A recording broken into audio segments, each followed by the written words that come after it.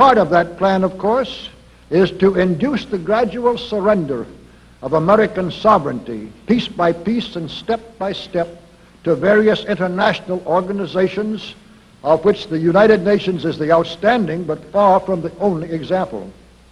Now, here are the aims for the United States.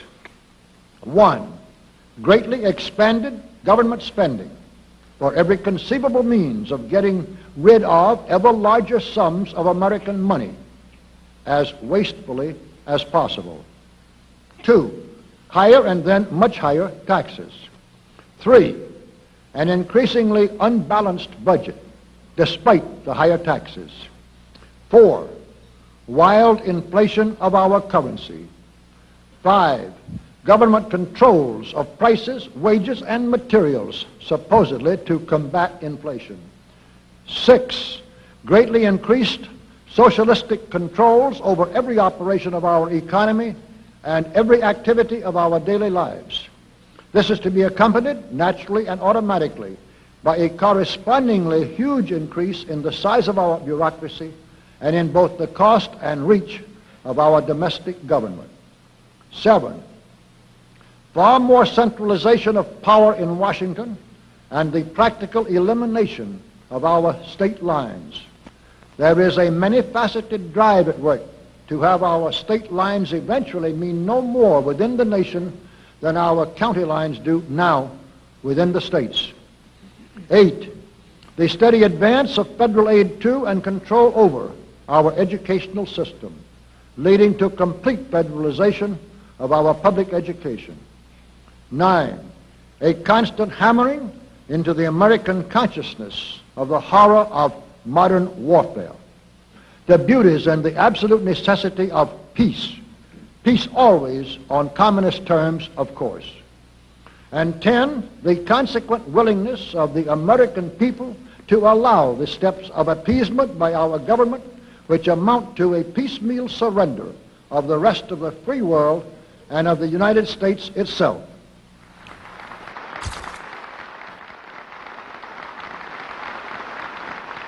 So brush the insider's dust out of your eyes, my friends, and the communist soap suds out of your brain, and ask yourselves in all honesty, what on earth is wrong with the United States simply minding its own business?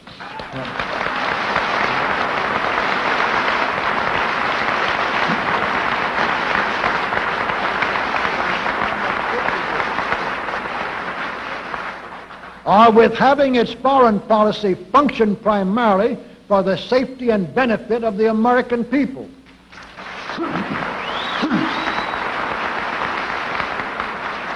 Which is exactly what we had done for the first 140 years of our existence as a nation, to the incredible advantage of ourselves and everybody else. Everybody, that is, except a numerically small clique of power-lusting conspirators who had somehow inflicted themselves on a gullible world.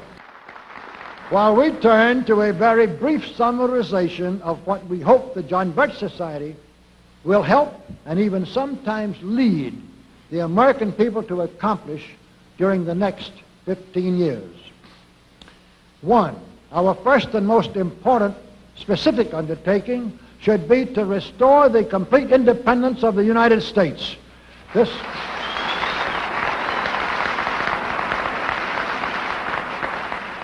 This includes our resolution to get us out of the United Nations and get the United Nations out of the United States.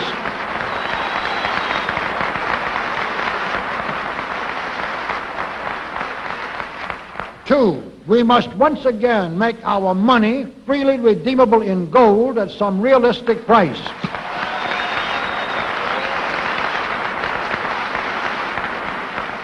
And we must take all practicable legislative steps to prevent a recurrence of the enormous thievery and other subversive crimes that have been perpetrated on the American people through a contrived inflation by every president from Franklin Roosevelt through Richard Nixon. 3, we should reduce the number of government bureaus, of government civilian employees, and the whole quantity of government by at least 50%.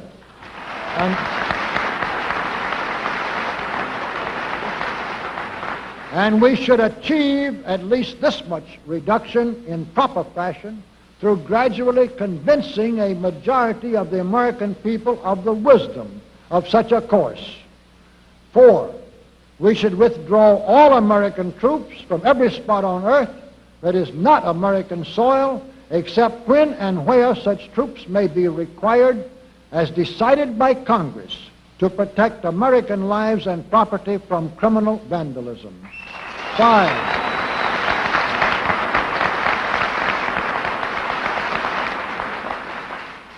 5, we should get government out of the areas and functions and activities where government does not belong.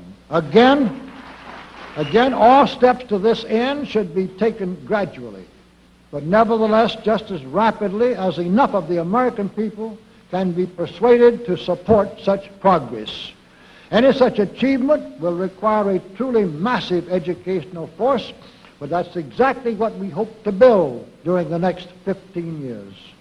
We could go ahead for at least 100 numbered items, but the John Birch Society will undoubtedly be working on more than that many specific projects, which will be laid out in its bulletins before another 180 months will have rolled around.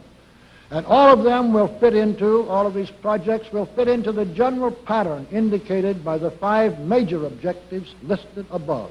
So let's really wind up this marathon monologue with one final thought.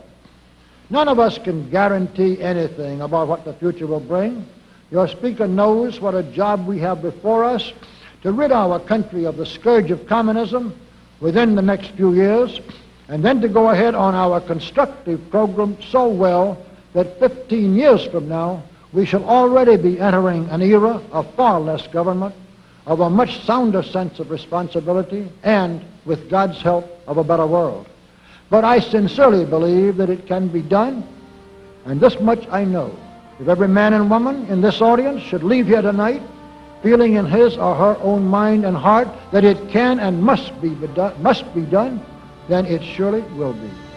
And so, all of you patriots of good character, good conscience, and noble ideals, whom we can reach with the filmed version of this speech in 1,000 other audiences, it is with a great deal of confidence and energizing will to win that we invite you to join us in our epic undertaking. While to all of you great, wonderful friends in this present audience, I certainly extend my very deep thanks indeed for so much patience and attention. Thank you and good night.